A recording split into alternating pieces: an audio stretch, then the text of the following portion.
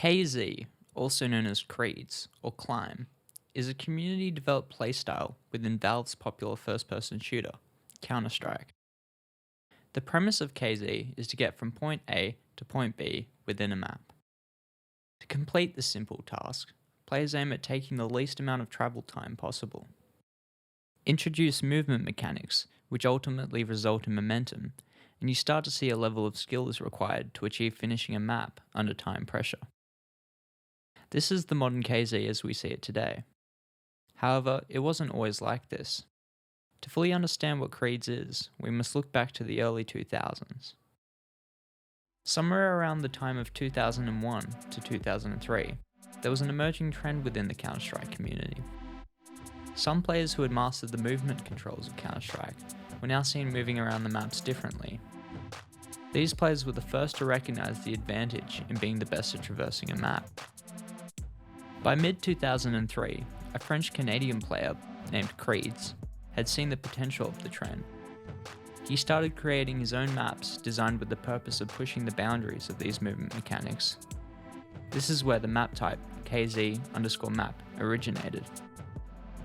Creeds at the time hosted a website where he would post news updates and downloads to new Climb maps. At the time, he was a figurehead of Climb culture. This is ultimately the reason his name has lived on in the community. Improvements such as timers and leaderboards were added, which made the game more competitive. This eventually led to the first season of a KZ League, held in late 2004. Other movement-style games began to rise around this period as well. Modes such as bunny hopping and surf would later become particularly popular. Others remained niche. Eventually, Creeds would combine his website with the Extreme Jumps website to centralize the community to one place. In Counter-Strike, you can walk and jump. Additionally, use the mouse to direct where you are going. A player can use these basic mechanics to reach most places in a standard map. However, will find difficulty in landing longer jumps.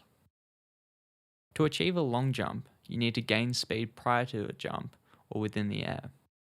There are several techniques involved for increasing the distance you can travel. However, the most well-known and advantageous are your pre-strafe and air-strafe. A pre-strafe is where you walk forward prior to your jump and strafe left or right, combined with a synchronized turn of the mouse. An air-strafe is where preceding your jump, you alternate the left and right key, combined with a synchronized left and right mouse movement. These mechanics form the basis of KZ. To get a better understanding of where we are now, I spoke to Counter-Strike veteran Dr&ver, who was willing to open up about the history of movement within the game.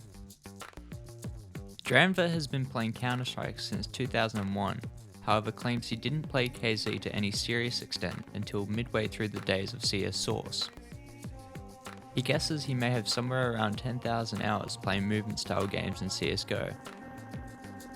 Having spent that much time playing, I had to ask what drew him towards movement playstyles. His response: I think it's a different kind of challenge compared to what Counter-Strike offers. Your biggest competitor is usually yourself. You're testing your own skill and pairing it against players who are also testing their own skill. It was always a different feeling to hop into a server and just grind a personal best. Compared to the past, KZ maps are now more often designed like race courses, where players can test each other. A change in velocity or a fall could mean the loss of a race. But that being said, KZ doesn't necessarily have an aggressively competitive community.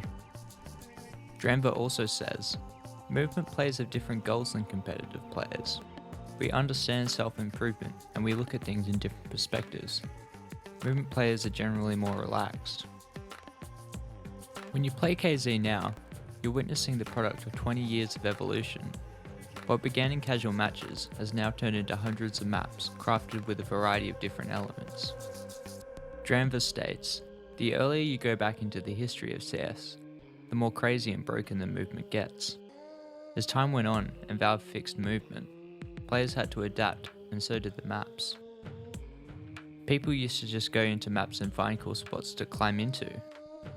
If you look at maps from 1.6, like Train Run, and compare it to maps now, it's insane.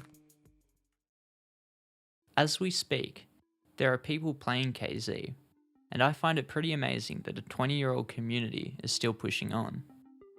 But what does the next 10 or 20 years hold for this niche group amongst the rest of video game culture? It's hard to guess, but I believe as long as Counter-Strike continues to grow, so will KZ. Surely there will be more tournaments, more maps, and more players than before. Perhaps even more evolution.